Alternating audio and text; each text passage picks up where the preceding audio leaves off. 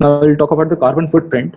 Now, in case of coal, 11% energy generated by a coal-fired station is offset by energy needed to build the plant and supply the fuel.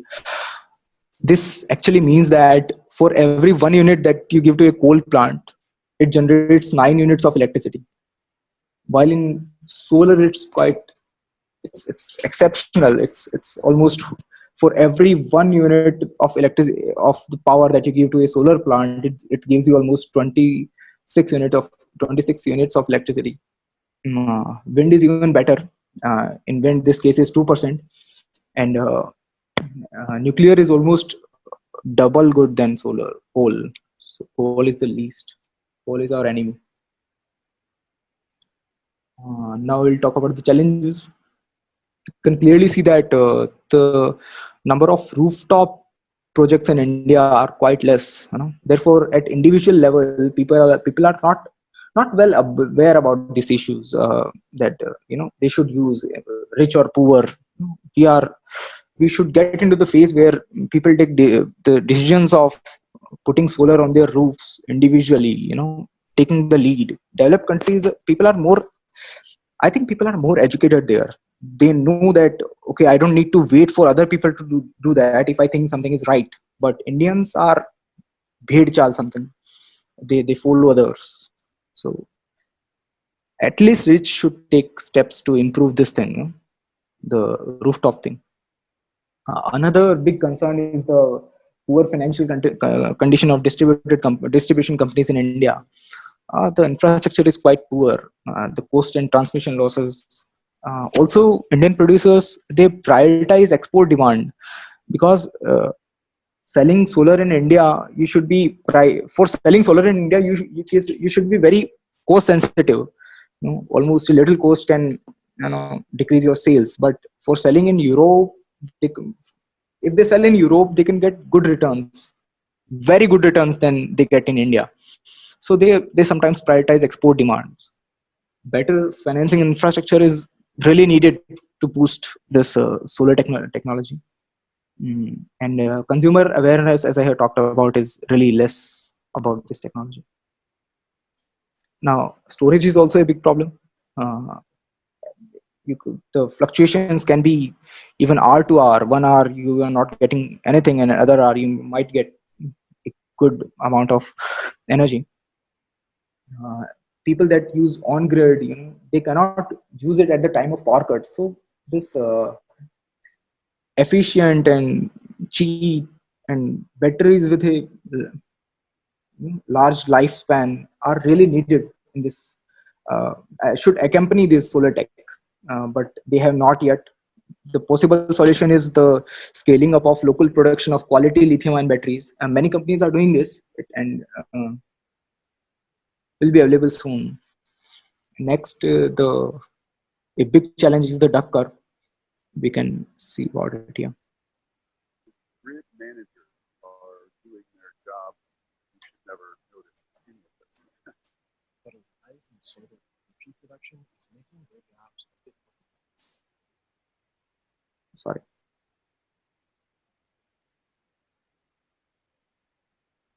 Grid managers are doing their job. You should never notice.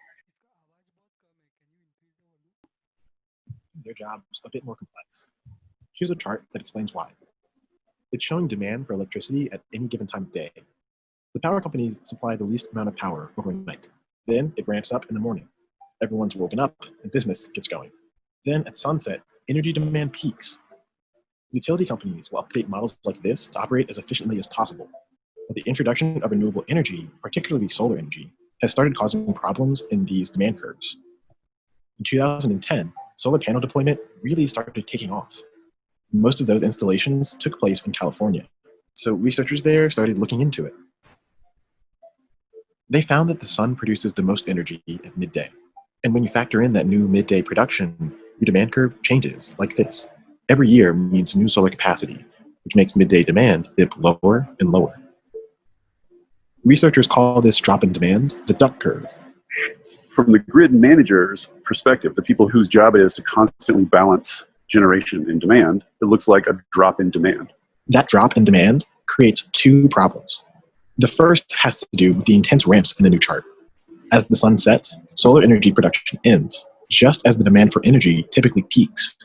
Power plants then have to rapidly ramp up production to compensate for that, which is kind of hard to do with the current fleet of power infrastructure.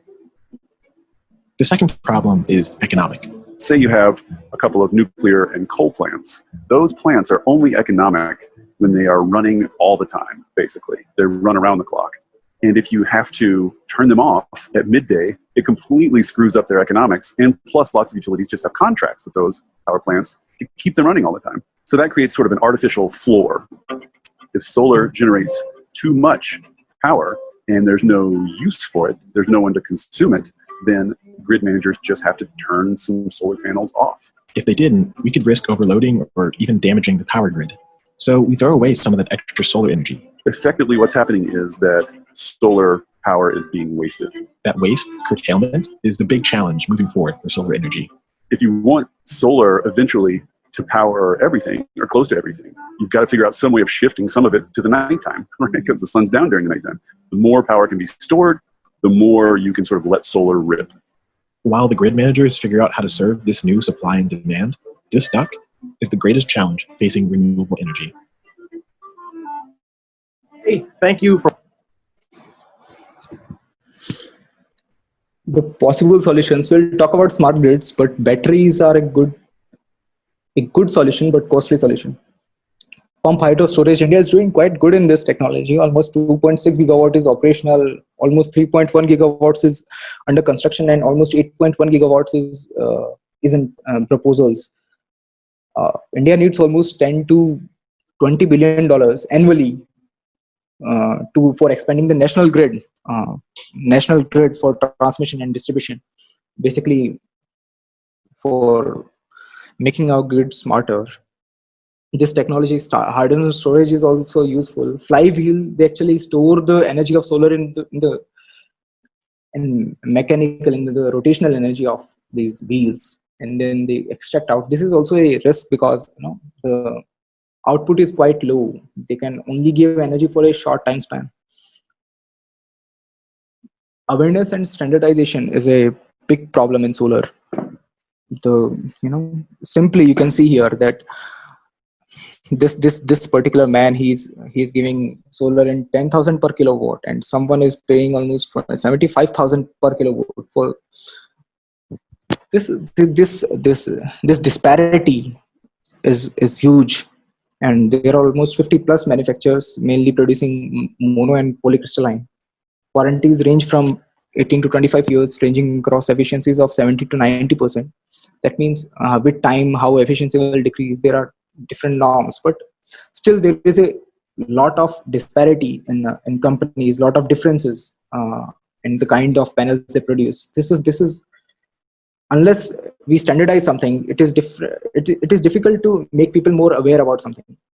The one who is told price this will understand that the solar is quite costly, and one who is given this, he might see that maybe I am not getting a good quality of solar panels.